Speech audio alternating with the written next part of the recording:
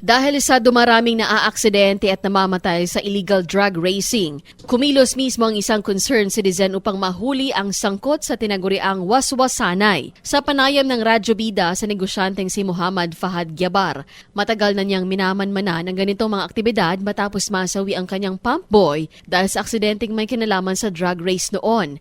Sinabi ni Gyabar, nakatanggap siya ng tip na muling nagaganap ang karera, kaya agad niyang sinubaybayan ang mga rider pasado alas 5 ng umaga.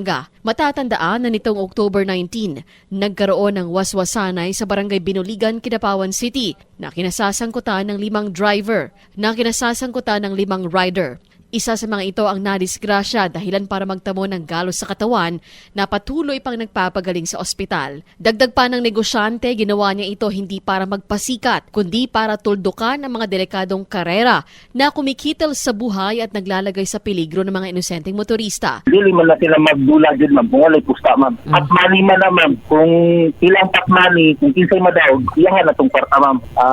Ako, ma'am, sir, nagkaagi man din na, pero nami proper na lugar para lula po. Pero mubura kayang kalayo po, 300 meters lang, 200 meters. Dili parehas ni sa hilahan na 1 kilometer ang kalayo po. So, ang advice ko lang, George, liyog lang. Ang tingin nila, isa lang nila itong kinaboy, mag-discuss na tawa na dyan. Magiging isang kwento na lang din tani. Nananawagan si Gyabar sa PNP at barangay officials na palakasin pa ang checkpoints at bantayan ng mga lugar na madalas pagdausan ng karera.